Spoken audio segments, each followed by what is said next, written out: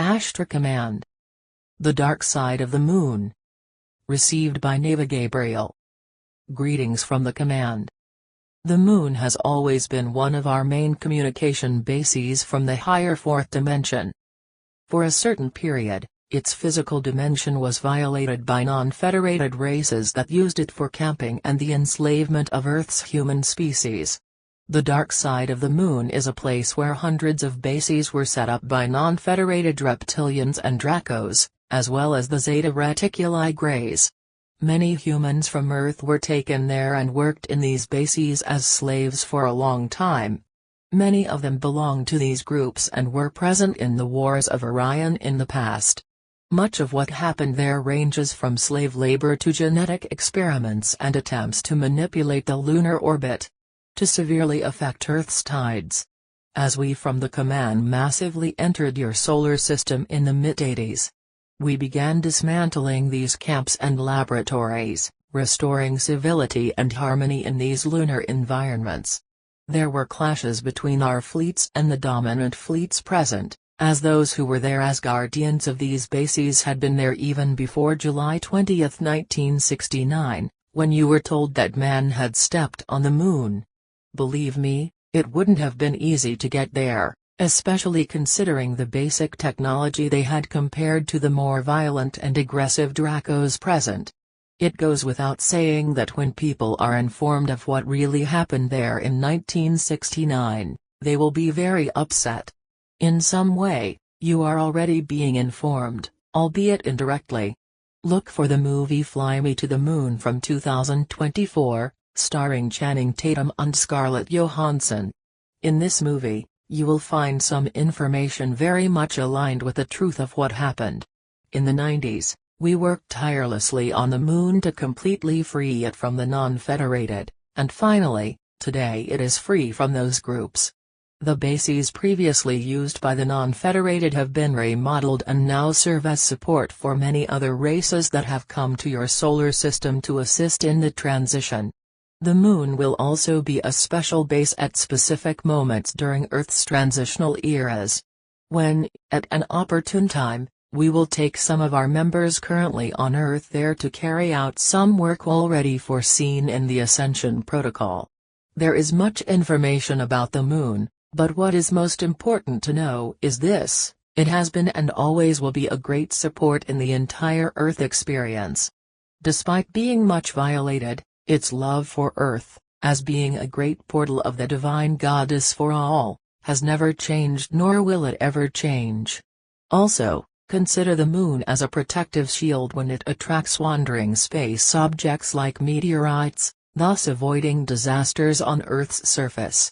In the not-too-distant future, the moon will also become, beyond one of the largest support bases in the solar system, an amusement park for Earth's people, where they can, in trips there in less than 1 second, enjoy numerous holographic games that will be set up there.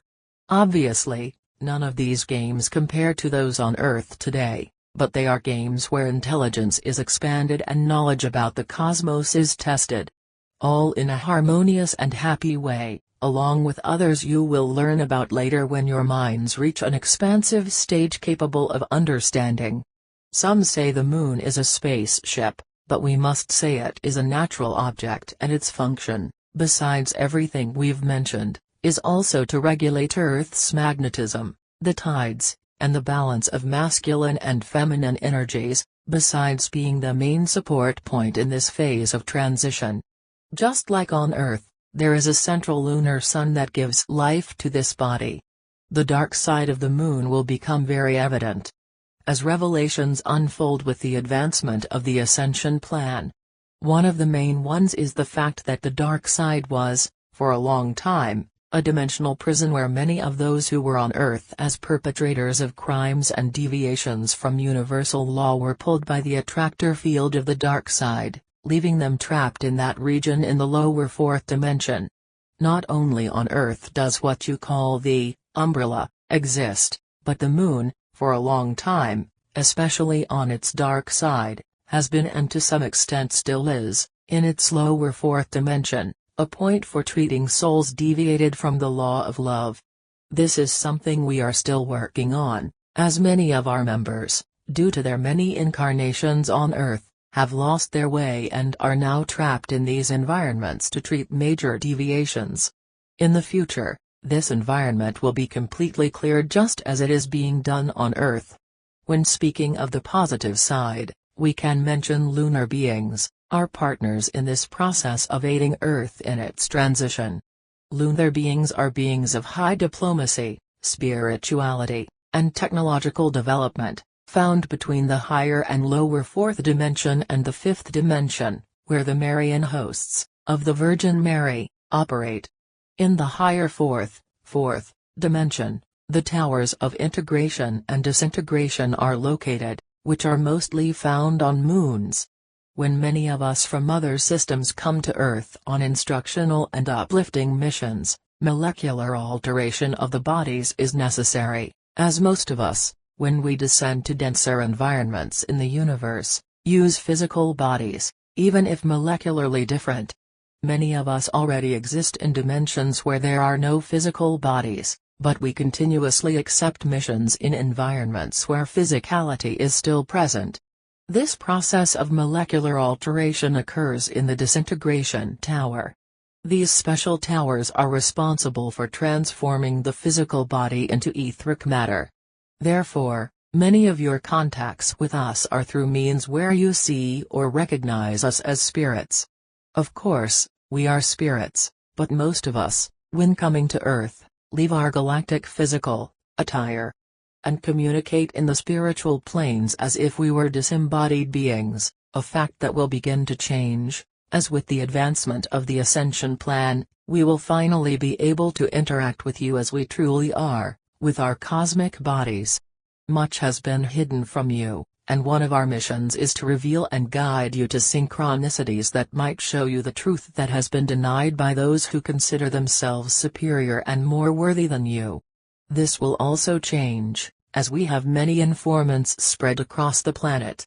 Bit by bit, we will reveal information that will make the penny drop and allow much to be understood.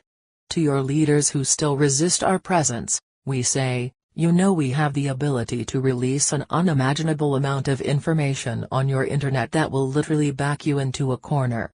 1969 is something you won't be able to hide much longer. As just as our transmitter reveals what we transmit, other sources of ours will also return after forced hiatuses with much more information than before.